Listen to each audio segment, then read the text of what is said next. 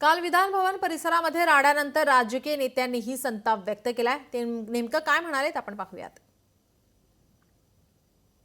काल जी फ्रीस्टाईल हाणामारी झाली त्याचं एका शब्दातच सुरुवातीला मी वर्णन करतो, ये तो होना ही था। हे घडणारच होतं आणि हे घडलंय। हे वाईटातून काहीतरी चांगलं होईल आता तरी अशी माझी अपेक्षा आहे। मुख्य दरवाजावर जर तुम्ही बघितलं तर हा सेल्फी पॉइंट आहे, सेल्फी पॉइंट। त्या पायऱ्यांवर कोणी येतं आणि फोटो काढून घेत असतं, त्यातून जागा काढत जावं लागतं। रे काय चाललंय काय हे? पण या वेदना व्यक्त करण्याच्या पलीकडं आमच्या हातामध्ये काही नव्हतं। भविष्यामध्ये जर ह्याला आळा बसला नाही तर फार भयानक होईल। महाराष्ट्राच्या या गौरवशाली परंपरेला काळीमा फासणारा हा विधान भवनातला तो क्षण होता। टकले नावाचा जो कार्यकर्त्याचं नाव पुढे येत आहे, हा टकले हा मोकोकामध्ये याच्यावर गुन्हे दाखल झालेले आहेत। ते कोणाच्या माध्यमातून तो इथं आलेला होता हे सगळे आता विधानसभेच्या अध्यक्षांनी आणि विधान परिषदेच्या सभापतीने आता हे तपासलं पाहिजे। ज्या आमदाराबरोबर आलं असेल, ज्या आमदारांनी त्याला आणलं असेल, त्या आमदारावर कारवाई झाली पाहिजे। सरकार यामध्ये गांभीर्य घेत नाही। सर्व माहीत असताना सुद्धा महाराष्ट्रामध्ये तर पाठीशी घातलं जातं। आता विधिमंडळामध्ये सुद्धा झालेल्या घटनेचं सर्व असलेलं फुटेज पाहिल्यानंतर सुद्धा कारवाई करण्याच्या संदर्भातली एकतर्फी जर निर्णय होत असेल तर दुर्दैव आहे। आणि मला वाटतं की सर्व पक्षाच्या प्रमुखांनी, सर्व पक्षाच्या नेत्यांनी या संदर्भामधलं गांभीर्य लक्षात घेऊन काहीतरी आचारसंहिता पाळली पाहिजे, आचारसंहिता बनवली पाहिजे। नाहीतर ह्या महाराष्ट्रामध्ये बिहार झाल्याशिवाय राहणार नाही। कालचा दिवस महाराष्ट्राच्या लोकशाहीचा काळा दिवस म्हटला पाहिजे। विधानमंडळाच्या त्या प्रिमायसेसमध्ये ज्या पद्धतीने गुंड घुसले होते आणि त्यांनी मारामारी केली, अत्यंत लाजिरवाणी गोष्ट महाराष्ट्रासाठी आहे।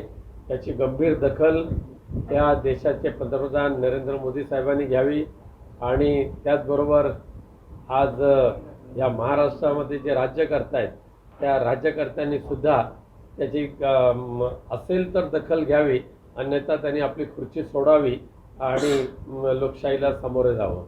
भाजपमधला एक सत्ताधारी आमदार इथं येतो काय, आव्हाड साहेबांना मारण्याचा प्रयत्न काय होतो आणि त्यात आमचा एक कार्यकर्ता नितीन देशमुख मध्ये येतो आणि त्याला तिथं मारलं जातं। काल रात्री आम्ही फक्त पोलिसांना विचारलं तो कुठे, तो सापडला नाही आणि 4 तास आम्ही विविध पोलीस स्टेशनला गेल्यानंतर शेवटी जे हॉस्पिटलला आम्हाला त्याला भेटता आलं, त्याच्या आरोग्याची काळजी त्या ठिकाणी आम्ही व्यक्त केली आणि पोलिसांना सांगितलं की आमच्या कार्यकर्त्याला मुद्दामून कुठे त्रास देऊ नका। आणि जे इतर 3 लोक होते ते इतर 3 लोक कुठे आहेत जे व्हिडिओमध्ये हाणामारी करताना दिसतात। त्यामुळे या सरकारच्या काळामध्ये कुठेही कायदा व सुव्यवस्था राहिली नाही असं आपल्याला त्या ठिकाणी म्हणावं लागेल। काल जी विधानसभेच्या पवित्र सभागृहामध्ये मारामारी झाली, मी देखील त्या गोष्टीचा निषेध करतो, त्या गोष्टीचा धिक्कार करतो। कोण कुठच्या पक्षाचा आहे, कोण कुठच्या पक्षाचे कार्यकर्ते आहेत याच्यापेक्षा विधानसभेचं सभागृह, विधानसभेचा कॅम्पस हा अतिशय पवित्र आहे। आता ज्या गार्डनं ही मारामारी थांबवली त्या मार्शलला ज्यावेळी आम्ही भेटलो त्यावेळी त्यानं सभागृहाचा उल्लेख मंदिर असा केला। त्याच्यामुळे या मंदिरामध्ये येऊन दादागिरी करणं, गुंडशाही करणं हे लोकशाहीला शोभणारं नाही आणि म्हणून जाहीरपणानं कालच्या प्रसंगाचा मी निषेध करतो। पडळकर आणि आव्हाडांच्या समर्थकांमध्ये मारहाण झाली आणि पडळकरांनी बाहेर येऊन सांगितलं की मारहाण झालेल्या विचारा किती लागलंय म्हणून। म्हणजे इतकी सत्तेची उन्मत्तपणा आज भारतीय जनता पार्टीच्या गृह खात्याच्या माध्यमातून या कार्यकर्त्यांमध्ये आलेली आहे। खरं तर आज विरोधी पक्ष म्हणून व्यक्तिशः तुमच्या विरोधात कुठली भूमिका घेत नाही, परंतु राज्यातील जनतेचे प्रश्न सोडवण्यासाठी विरोधी पक्ष म्हणून आम्ही सरकारच्या विरोधात भूमिका घेत असतो। परंतु ह्या भूमिकेला न्याय देण्याच्या ऐवजी जे विरोध भूमिका घेत आहेत त्यांना दिवसाढवळ्या मारहाण केली जाते आणि त्यामुळे राज्यात कायदा सुव्यवस्था कशी आहे। खरं तर अशा प्रवृत्तींना वेळीच रोखलं पाहिजे. महाराष्ट्राच्या विधान भवनात जिथं कायदे बनवले जातात आता तिथंच कायदा हातात घेतला जातोय. जिथं लोकशाहीचं मंदिर आपण म्हणतो, जिथे लोकप्रतिनिधी आपण निवडून पाठवतो, तिथेच आता लोकप्रतिनिधी जे आहेत ते काही गुंडांतर्फे मारामाऱ्या करतात. वैयक्तिक भांडणं जी आहेत ती विधान भवनामध्ये त्याचा जो आहे तो बदला घेण्याचं काम करतात. विधान भवनाच्या परिसरात जो काही राडा झाला, खरं तर तो लोकशाहीचा तर अपमान आहेच, परंतु मला देवेंद्रजी फडणवीस हे गृहमंत्री आहेत त्यांना विचारायचंय की देवेंद्रजी आपण कुठं नेऊन ठेवला महाराष्ट्र? लोकशाही मराठी ऐका, पहा, जागरूक रहा.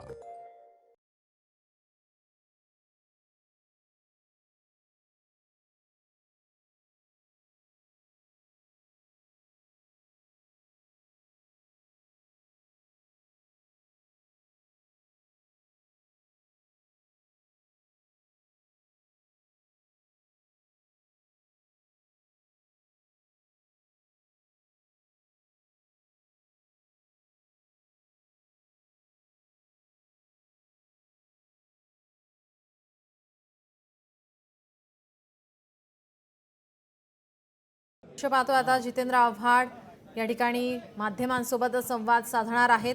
जितेंद्र आव्हाड यांच्यावर आता गुन्हा दाखल झालाय. कालच्या राड्यासंदर्भात आव्हाडांवर गुन्हा दाखल झालाय. त्याच संदर्भात आता माध्यमांसोबत या ठिकाणी ते आता बोलण्यासाठी उपस्थित. आपण आताची ही दृश्य पाहतोय. भाई जगताप आणि जितेंद्र आव्हाड विधिमंडळ परिसरातून या ठिकाणी आपण ही ताजी दृश्य. जितेंद्र आव्हाड या संदर्भात आता माध्यमांसोबत काही संवाद साधणार आहेत. हे बघा माझ्या आणि जयंत पाटलांच्या मनामध्ये आम्हाला फसवलं गेलं अशी भावना आहे. जरा अशी भावना आहे.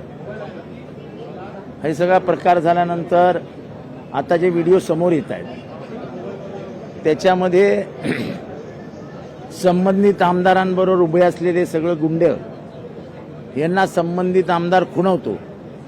खुणवल्यानंतर ते गुंड आतमध्ये जातात, नितीन देशमुखला मारतात. कसं मारलं ते आपण बघितलं, मारणारे किती होते ते पण आपण बघितलं. 2 जण पकडले जातात, त्यांना मागे बसवलं जातं. त्याच्यानंतर आम्हाला अध्यक्ष सांगतात की मी रात्री सोडून देईन. सचिवही मला बोलून सांगतात रात्री तुम्ही जा, आपण हे सगळ्यांना सोडून देऊ. आम्ही आग्रह धरत नाही. समोर पकडले गेले किती आहेत, काय झालंय, काय नाही. अचानक मला फोन येतो की त्याला अरेस्ट केलं. म्हणून मी इथे आलो. पोलिसांना विचारलं काय अरेस्ट केलं. पोलीस म्हणाला आम्हाला फक्त आदेश देण्यात आले की त्याला घेऊन पोलीस स्टेशनला जा. म्हटलं तुमच्याकडे काय कागद, काय कशासाठी अरेस्ट केला, काय म्हणाले काय अजून आम्हाला माहित नाही, पण आम्ही अरेस्ट केलंय. आता संविधानिक अधिकार आहे आमचा, काय आम्ही गुंड नाही आहे. लोकशाहीमधल्या आंदोलनाचा अधिकार वापरत आम्ही आंदोलन केलं. त्यांना गुन्हा दाखल करायचा असेल तर they are free to do it, त्यांना मोकळी करावं. पण हा जो प्रकार आहे की आमदार खुणवतो, नंतर मारामारी होते, 5 जण जाऊन मारतात विधान भवनाच्या परिसरात, विधान भवनात.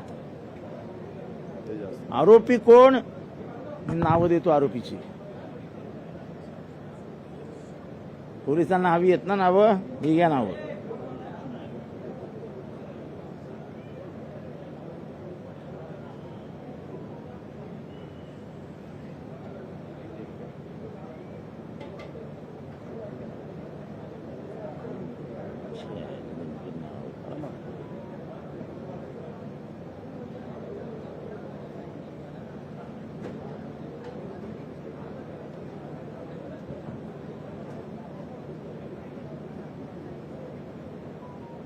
गणेश विठ्ठल भूते हा नोन क्रिमिनल आहे. भिंगेवाडी आटपाडी. ऋषिकेश टकले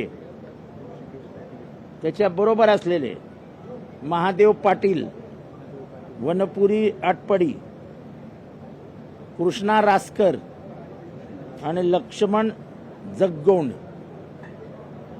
आता 5 जण मारायला असताना तुम्ही 1 जणाला अरेस्ट केला, 2 जणांना ताब्यात घेतलं आणि शेवटी पोलीस स्टेशनला परत 1 जणच गेला, तर दुसरा कुठे गेला.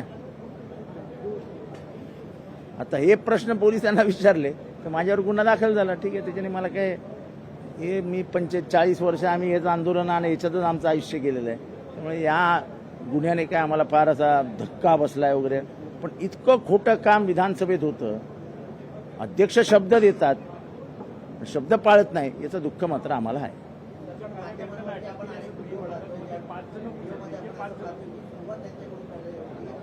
म्हणजे तुम्ही सगळे पत्रकारही कालपासून मला सांगताय की सुरुवात त्यांच्यापासून झाली, सुरुवात त्यांनी केली.